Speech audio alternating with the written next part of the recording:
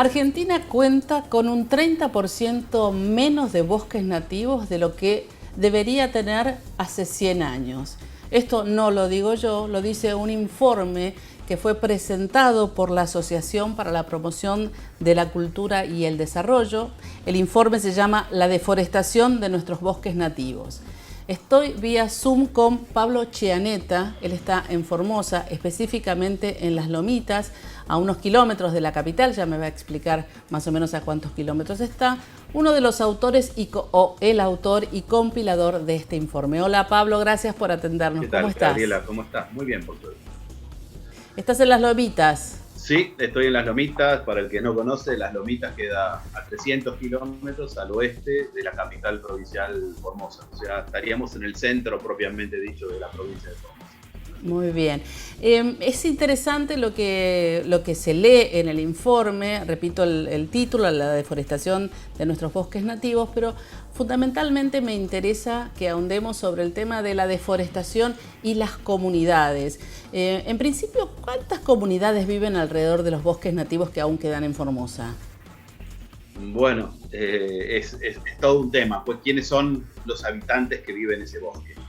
En ese bosque no solo viven pueblos indígenas, que son los que específicamente yo trabajo con ellos y acompaño a ellos en esta zona, el pueblo Wichí, el pueblo Nibaclé, el pueblo Com y el pueblo Pilagá, sino que también hay cientos de pobladores no indígenas, vamos a decirle los pequeños productores, los criadores de ganado, los criollos que le dicen en la zona, que vivieron en estas zonas y por distintos motivos se fueron relacionando entre pueblos. Por ejemplo, en Formosa específicamente había toda una corriente migratoria de gente que venía de Santiago del Estero, no indígena, a obtener cera en su momento y mieles para cera para las iglesias. Estamos hablando del 1800, 1850. También hubo migraciones de parte de lo que sería el mundo de guaraní, que eran más agricultores, y el mundo de la ganadería, que era más venido por la inmigración salteña. Eso produjo necesidades distintas y presiones y tensiones entre los actores que vivían en el bosque.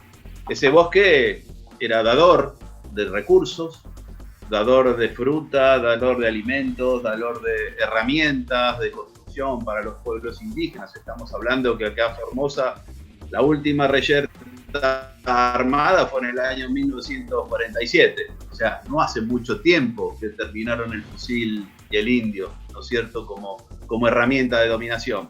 Ellos vivían en los bosques, ¿no es cierto?, y viven en los bosques, aún muchos de ellos. Te hago una consulta, cuando decís muchos, ¿qué es muchos? Estamos hablando que hay departamentos en el oeste de la provincia que más del 80% de su población es indígena.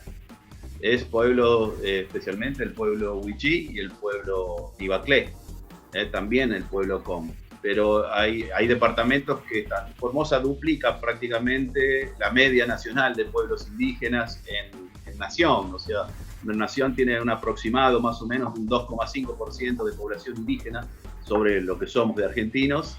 Y en Formosa prácticamente estamos en un 5 o 6% de población indígena, y llegando en casos en el departamento del oeste que llegan al 80%. Los pueblos indígenas lo que tiene es que el bosque no es una unidad de recursos, donde yo voy, saco un recurso, lo utilizo, lo bien utilizo, etc.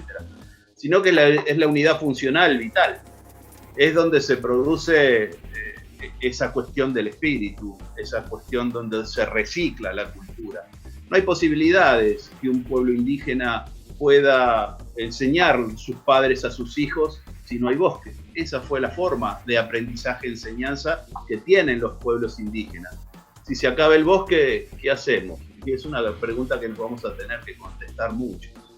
Los que no viven en el bosque, como en las grandes ciudades, son los grandes demandantes, de los recursos que tiene ese bosque. Muchos deben tener maderas o muebles de algarrobo, que son muy bonitos, ¿no es cierto? Muchos deben querer tener su chivito para Navidad, muchos deben querer productos que tienen una miel que sea sana, que sea agroecológica.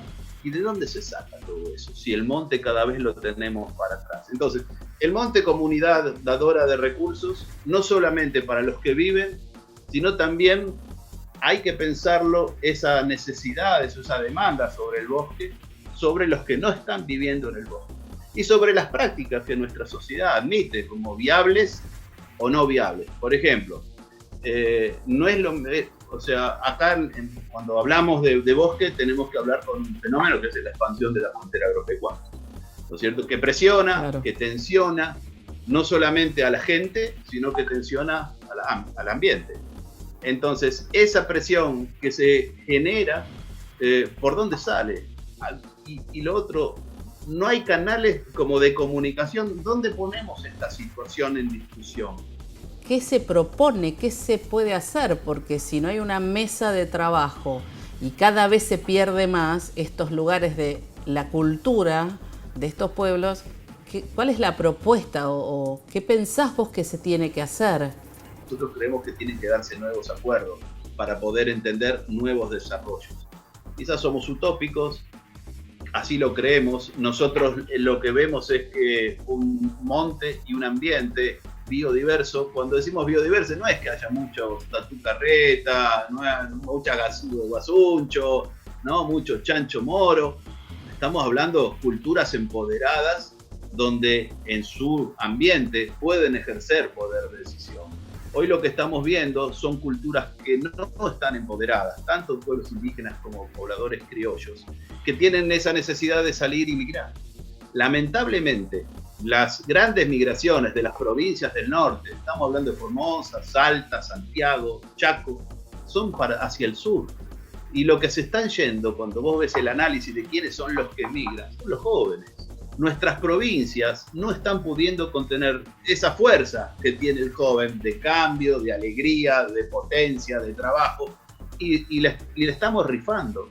Y no estamos generando que esos jóvenes puedan establecerse en nuestros montes. Si la gente no puede establecerse con vivienda, con un vivir digno en los montes, no va a poder haber soluciones. Yo lo que digo, ¿por qué no una subsidiación de infraestructura hacia la vitalidad en el monte?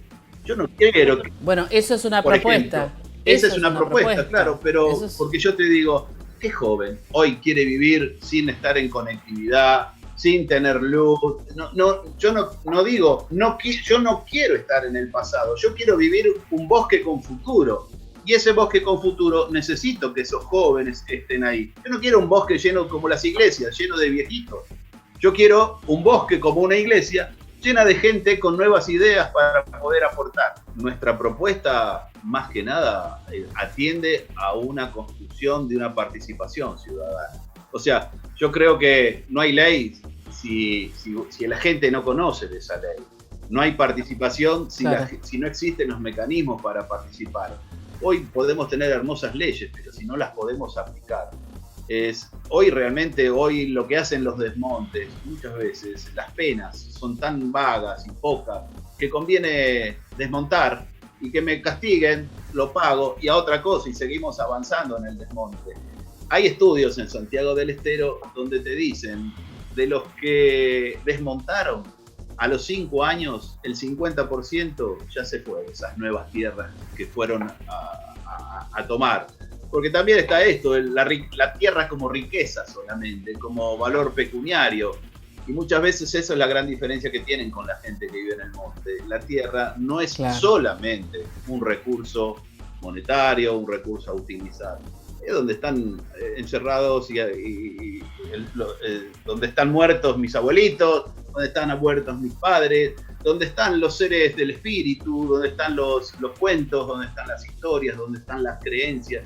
Y eso se multiplica. Si yo no tengo monte, si yo no tengo ese bosque, ¿a quién le voy a contar mis historias? Es como contar una historia que en vez de ser una vida, va a terminar siendo una historia. Y esa historia no queremos solamente que nuestro país tenga solamente historia. Queremos que tenga vida con historia, pero vida. Gracias, Pablo, gracias, muy amable. Nosotros seguimos con más Ambiente y Medio.